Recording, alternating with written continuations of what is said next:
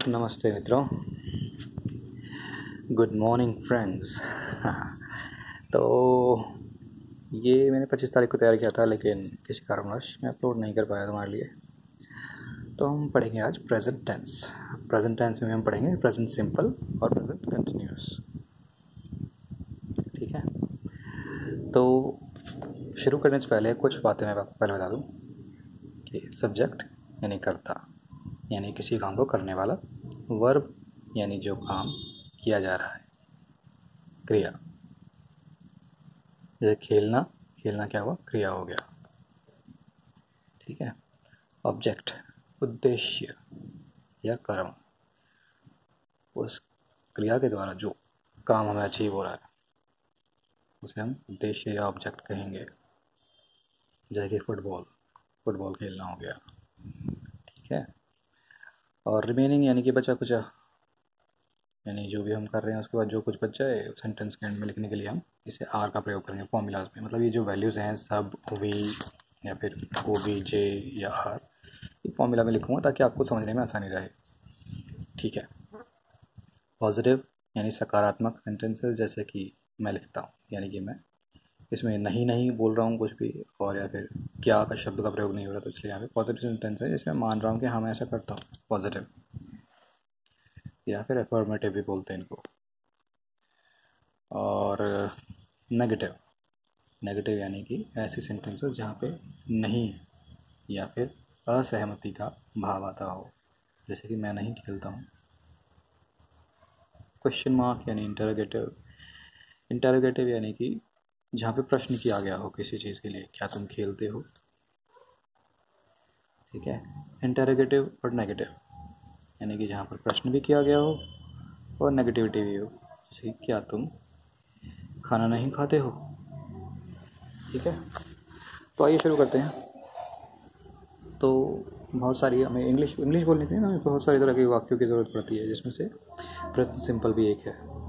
अब इसकी पहचान कैसे की जाए, कैसे पहचान की जाए कि प्रेजेंट सिंपल होता क्या है। तो ऐसे वाक्य जो कि ता है, ते है, ती है से अंत हो जाए और हमारी आदत को दर्शाएं। मैं खाना बनाता हूँ, सूरज पूर्व से उगता है, मैं सो जाता हूँ। तो ऐसी चीज़ें जो हमारी आदत के बारे में बताएं। मैं काम पर जाता हूँ। ठीक है, तो ऐसे वाक्यों में हमें पता चलता है कि प्रेजेंट सिंपल है, और है से हमें पता लगता है कि भाई प्रेजेंट है प्रेजेंट का सूचक है, और ता है, ती है अगर साथ जुड़ जाएंगे तो इनको हम प्रेजेंट सिंपल मान लेंगे। अब वर्ब यानी क्रिया, क्रिया की 3 फॉर्म होती हैं, जिसमें 3 में से फर्स्ट फॉर्म का प्रयोग यहाँ पर होता है। अब सहायक क्रियाएं होती हैं डू और डज। इनका प्रयोग हम ज़्यादातर पॉजिटिव को छोड़कर नेगेटिव, इंटरोगेटिव नेगेटिव में करते हैं, लेकिन एक स्पेशल केस में हम डू और डज का प्रयोग पॉजिटिव में भी करते हैं, बताऊंगा कैसे। और बाकी तरह की पॉजिटिव जो सेंटेंस होती हैं, क्योंकि यहाँ पे डू डज का प्रयोग नहीं हो रहा, तो यहाँ पर एस या ई एस का प्रयोग वर्ब के साथ में हो जाता है, वो भी बताऊंगा कैसे होता है। ठीक है, अच्छा, अब फॉर्मूलाज अब किस लिए इस्तेमाल करते हैं। फॉर्मूलाज करते हैं हम फॉर्मूलाज ऐसी चीज़ होती है जो हमें थोड़ा रटने की ज़रूरत होती है। सेंटेंस बिल्डिंग तो अगर हमें फॉर्मूलाज याद हो गए तो हम फॉर्मूलाज के हेल्प से कोई भी सेंटेंस बिल्ड हम कर सकते हैं, जिससे हमें ज्ञात हो सकता है कि भाई हम कौन से फॉर्मूला से संबंधित या कौन से रूल से संबंधित हम वाक्य बना रहे हैं। ठीक है, तो आइए शुरू करते हैं पहले फॉर्मूला के साथ में। और उससे पहले भी एक चीज़ ध्यान रखें कि नॉट, ये जो नॉट है नेगेटिव सेंटेंसेस के अंदर यूज़ होता है, इंटरोगेटिव नेगेटिव में यूज़ होता है, और हमेशा तीसरे नंबर पे इस्तेमाल होता है। ठीक है, लेकिन एक चीज़ ध्यान रखने वाली बात है कि WH फैमिली यहाँ पे आ जाए, यानी कि व्हाट, व्हेन, व्हाई, इस तरह के शब्द जहाँ पे शुरुआत में आ जाए, where did you go, where did you not go, तब यहाँ पे ध्यान देंगे where did you not go में नॉट चौथे स्थान पे प्रयोग हुआ है। तो यानी WH फैमिली के साथ अगर इस्तेमाल हो तो ऐसी जगह पर आप जो है नॉट का प्रयोग चौथे स्थान पर करेंगे, अन्यथा नॉट का प्रयोग तीसरे स्थान पे होता है। ठीक है, और ये किसी सेंटेंस से किसी भी प्रकार के सेंटेंस में यही होता है, ध्यान रखिएगा। तो अब शुरुआत करते हैं पॉजिटिव सेंटेंस के साथ में। सब्जेक्ट मान लीजिए कि आप अपना नाम ले लीजिए। ठीक है, वर्ब जो आप काम करते हैं, जो आपकी आदत है, जैसे कि मैं लिखता हूँ। तो अभी एक चीज़ ध्यान देने वाली है कि इसमें हमने आई राइट, अब यहाँ पे एस या एस का प्रयोग नहीं हो रहा है। अ लेटर, मैं एक पत्र लिखता हूँ, तो आई राइट अ लेटर। आई हुआ सब्जेक्ट, राइट हुआ वर्ब, और लेटर हुआ ऑब्जेक्ट। ठीक है, रिमेनिंग हमारा कुछ बचा नहीं, इसलिए हमने कुछ लिखा नहीं। लेकिन अगर यहाँ पे ही शी इट होता, यानी हम अपने बारे में ना बोलकर किसी थर्ड पर्सन के बारे में बात करते, ठीक है, तो थर्ड पर्सन हो सकता था हमारा शी, ही, इट, या किसी और व्यक्ति का नाम लिख सकते थे हम यहाँ पे कि राजन प्लेज। तो प्ले वर्ब हो गई और एस या एस अंत में लगा तो प्लेज बन गया। और फिर जो भी हुआ फुटबॉल या बैट, क्योंकि यहाँ पे खेलने की क्रिया हो रही, तो यहाँ पे कोई भी ऑब्जेक्ट हम लिख सकते हैं। ठीक है, अगर कभी खाली हम ये बोल देते हैं कि राजन प्लेज, तो यहीं पे सेंटेंस खत्म हो जाएगी। लेकिन हम ये बताएंगे क्या खेलता है, तो यहाँ पे भी लिख देंगे, उसका ऑब्जेक्ट यहाँ पे आ जाएगा। तो राजन सब्जेक्ट, प्ले वर्ब, एस या एस अकॉर्डिंगली हम लगा देंगे, क्योंकि हम थर्ड पर्सन में इस्तेमाल करते हैं एस या एस को, यहाँ पे इस्तेमाल लगा देंगे यहाँ पर। ठीक है, थर्ड पर्सन के साथ एस या एस का प्रयोग कर रहे हैं हम यहाँ पे, ध्यान रखिएगा। तो राजन प्लेज फुटबॉल। ठीक है, अब ये एक चीज़ और ध्यान देने वाली है कि थर्ड पर्सन जो है सिंगुलर है। ठीक है, सिंगुलर यानी कि एक वचन में है। अगर यहाँ पे एक से ज़्यादा होंगे व्यक्ति, तो यहाँ पे ये एस या एस का प्रयोग नहीं होगा। ठीक है, आई वी यू और दे, और इनके साथ में जैसे होता है कि भाई तुम्हारा सिर्फ मतलब जैसे ही शी इट और सिंगुलर नाउन।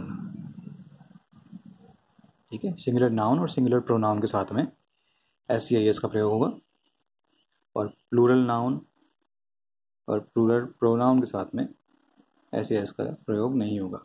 एक आई ऐसी एक्सेप्शन है जो कि सिंगुलर है, पर यहाँ पर एस या एस का प्रयोग नहीं होगा आई के साथ में, बाकी के साथ में होगा सिंगुलर के साथ, ध्यान रखिएगा।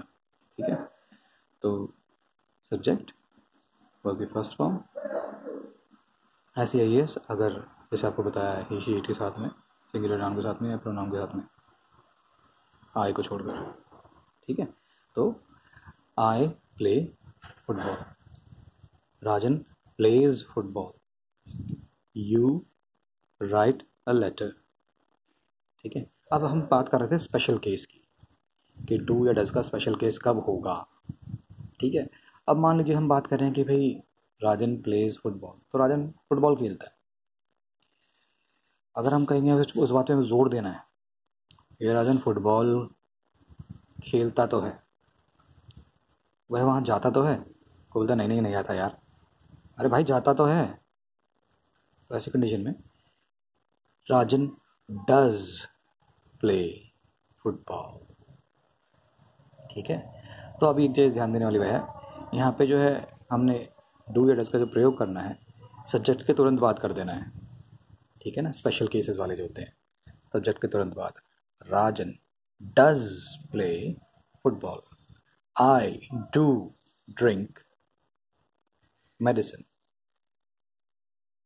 ठीक है, तो स्पेशल केसेस के लिए यहाँ पे डू डज का प्रयोग होगा, अब बाकी में डू डज का तो प्रयोग होना ही होना है। ठीक है, तो हमने पॉजिटिव की बात कर ली, बात करते हैं नेगेटिव की। तो subject plus do does plus not. अब ध्यान दीजिएगा, नॉट यहाँ पे तीसरे नंबर पे आ रहा है। सब्जेक्ट के बाद डू या डज का प्रयोग होता है, फिर नॉट का, फिर वर्ब की फर्स्ट फॉर्म का, फिर ऑब्जेक्ट, फिर रिमेनिंग। जैसे कि आई स्पीक,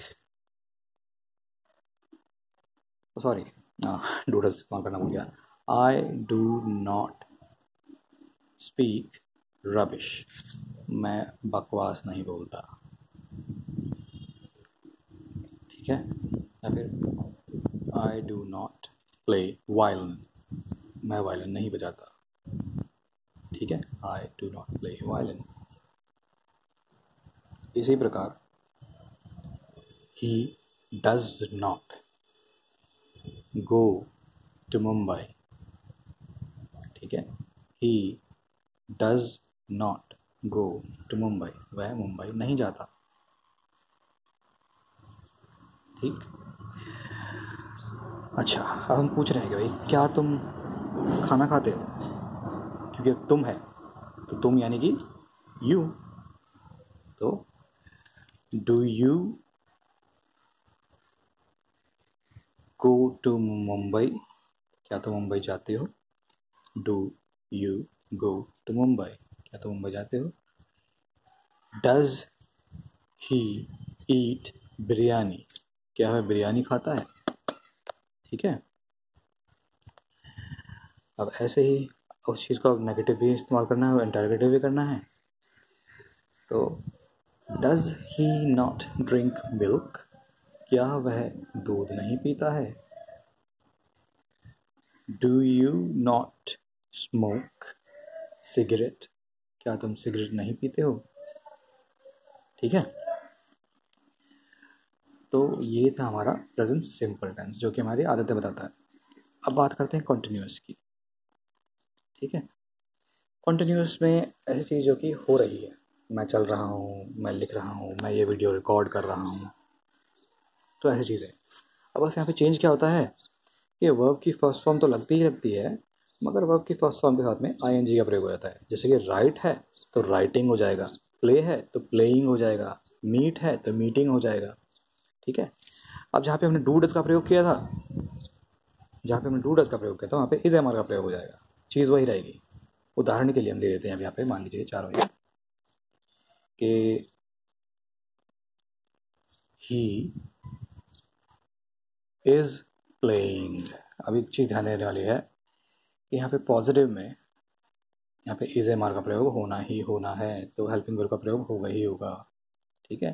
तो ही इज प्लेइंग, तो ही शी इट सिंगुलर नाउन के साथ में इज का प्रयोग होगा, आई के साथ एम का प्रयोग होगा और बाकियों के साथ में आर का प्रयोग होगा। ठीक है। तो ही इज प्लेइंग, ठीक है, यहाँ पे प्ले फिर आई एन जी लग जाएगा ऐसे इसकी जगह पे। यहाँ पे ही इज प्लेइंग वायलिन, वह वायलिन बजा रहा है। आई एम वॉचिंग मूवी, मैं मूवी देख रहा हूँ। यू आर, यहाँ पे आर लग गया ना इस एम आर की वजह से, तो you are washing, wash plus I N G, washing clothes, तुम कपड़े धो रहे हो। अब उसी प्रकार क्योंकि सब्जेक्ट के बाद हमने हेल्पिंग वर्ब लगाई है, तो हेल्पिंग वर्ब हमारे यहाँ पे क्या है, इज एम आर। तो he is not watching movie, वह मूवी नहीं देख रहा है। डू यू, सॉरी यहाँ पे इज एम आर है तो यहाँ पे इज एम आर का प्रयोग होगा। तो is he studying a book, क्या वह किताब पढ़ रहा है। अब ये ध्यान दीजिएगा, स्टडी और रीड में दो चीज़ अलग अलग होती हैं। स्टडी यानी कि पढ़कर समझना होता है, और रीड यानी कि खाली पढ़ना ही होता है। ठीक है। तो स्टडी यानी कि उसको पूरी अच्छी तरह से पढ़ रहा है। तो is he reading a book, is he studying a book. ठीक है। और यहाँ पे am I not sleeping tonight, मैं अपने आप से प्रश्न कर रहा हूँ, क्या मैं आज रात को सो नहीं रहा हूँ। ठीक है। Am I not recording another video, क्या मैं दूसरी वीडियो रिकॉर्ड नहीं कर रहा हूँ। am I not recording another video। ठीक है,